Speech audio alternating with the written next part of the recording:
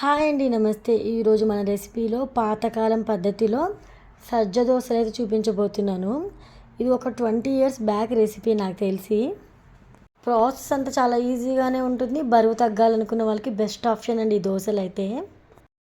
ఒక mixing bowl తీసుకొని అందులో 1 కప్పు వరకు సజ్జలు, అరకప్పు వరకు మినప్పప్పు, అలానే అదే కప్పుతో పావు కప్పు వరకు బియ్యం, ఒక 1 టీ స్పూన్ వరకు మెంతులు అయితే వేసుకొని ఈ విధంగా వాటర్ పోసుకొని శుభ్రంగా ఒక 2 సార్లు కడిగి తీసుకోవాలండి.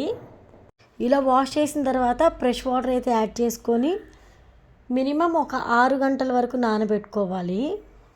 ఈ దోశల వల్ల బరువు తగ్గడమే కాకుండా డైజెషన్ కూడా చాలా బాగా అవుతుందన్నమాట. ఈజీ డైజెషన్ అవుతుంది. 6 గంటల తర్వాత మనకు పప్పులన్నీ కూడా ఈ విధంగా నానిపోతాయి. ఇక్కడ వీడియో క్లిప్పింగ్లో చూస్తున్నారు కదా, ఈ విధంగా నానిపోతాయండి. ఇప్పుడు ఇవన్నీ కూడా మిక్సీ జార్లోకి అయితే వేసేసుకోవాలి. ఇవన్నీ కూడా మిక్సీ జార్లోకి అయితే వేసేసుకొని తగినన్ని వాటర్ యాడ్ చేయండి. చిన్న గ్లాసులు వాటర్ అయితే పడతాయి. వాటర్ అనేది మరి ఎక్కువ కాకుండా కొంచెం వాటర్ యాడ్ చేయండి. లేదు ఇక్కడ మనకి పిండి సరిగ్గా నలగట్లేదు, ఇంకొంచెం వాటర్ పడతాయి అనుకుంటే వాటర్ అనేది చూసుకొని యాడ్ చేసుకోవాలి. వాటర్ యాడ్ చేసిన తర్వాత మెత్తగా పిండిని అయితే రుబ్బుకోవాలండి. ఇక్కడ నేను మిక్సీ జార్లోనే రుబ్బేస్తున్నాను. మెత్తగా రుబ్బుకున్న తర్వాత ఈ పిండిని వేరొక గిన్నెలోకి అయితే వేసుకోవాలి. ఈ పిండిని మనం ఇక్కడ ఒక 8 గంటల వరకు నాననివ్వాలి. నేను ఓవర్ నైట్ మొత్తం నాననిచ్చాను. పిండి రుబ్బిన తర్వాత తగినంత సాల్ట్ని కూడా యాడ్ చేసుకొని దోశ పిండిని ఫర్మెంట్ చేసుకుంటే మార్నింగ్ కల్లా త్వరగా ఫర్మెంట్ అవుతుందన్నమాట. ఇక్కడ మీరు ఒక్కసారి చూడండి, దోశ పిండి చక్కగా పులిసింది. ఈ విధంగా పులిస్తే సరిపోతుందండి. ఇప్పుడు ఉప్పు కావాలనుకుంటే చెక్ చేసుకొని కొంచెం వేసుకోండి, అవసరం అనుకుంటేనే. ఉప్పు వేసుకున్న తర్వాత కొంచెం వాటర్ అయితే యాడ్ చేసుకోండి. పిండి కన్సిస్టెన్సీ ఖచ్చితంగా ఈ విధంగా మాత్రం ఉండాలి. మరీ పల్చగా అస్సలు ప్రిపేర్ చేయకండి. ఇక్కడ వీడియోలో చూస్తున్నారు కదా, ఈ విధంగా ఉంటే దోశలు చాలా చక్కగా అయితే వస్తాయి, క్రిస్పీగా వస్తాయి. మార్నింగ్ బిజీగా ఉన్నప్పుడు హడావిడి లేకుండా ఈజీగా వేసేసుకోవచ్చు ఈ దోశలు.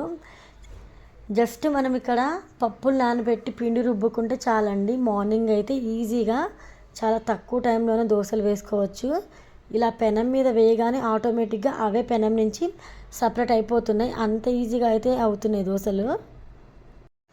పెనం అయితే పెట్టేసుకోవాలి. స్టవ్ ఆన్ చేసుకొని పెనం అయితే పెట్టేసుకుందాం. పెనం బాగా హీట్ అవ్వాలి. పెనం నుంచి పొగలు అయితే రావాలి. నేను ఇక్కడ ఐరన్ కాస్ట్ ప్యాన్ తీసుకున్నాను. చాలా బాగుంది. మీకు ఎవరికైనా కావాలనుకుంటే డిస్క్రిప్షన్లో ప్రోడక్ట్ లింక్ అయితే ఇస్తాను, చెక్ చేయండి. ఇక్కడ పెనం చక్కగా వేడైన తర్వాత ఒక 1 టేబుల్ స్పూన్ వరకు ఆయిల్ అయితే వేసుకొని నెక్స్ట్ అయితే ఆనియన్తో ఈ విధంగా అయితే చక్కగా రుద్దాలండి. ఇలా చేసిన తర్వాత లైట్గా వాటర్ చల్లి మంటని చిన్న మంటలో పెట్టేసేయండి. చిన్న మంటలో పెట్టేసిన తర్వాత 2 గరిటెల పిండి వేసుకొని ఈ విధంగా రౌండ్గా స్ప్రెడ్ చేసేయండి. మీకు ఇంకా పల్చగా కావాలనుకుంటే ఇంకా పల్చగా స్ప్రెడ్ చేసినా సరిపోతుంది. ఇలా పిండినంతా చక్కగా స్ప్రెడ్ చేసిన తర్వాత మంటని ఇప్పుడు హై ఫ్లేమ్లో పెట్టేసేయండి. ఇక్కడ మనకి దోశ అంతా కూడా తడి అనేది ఏమీ లేకుండా ఆరిపోవాలి.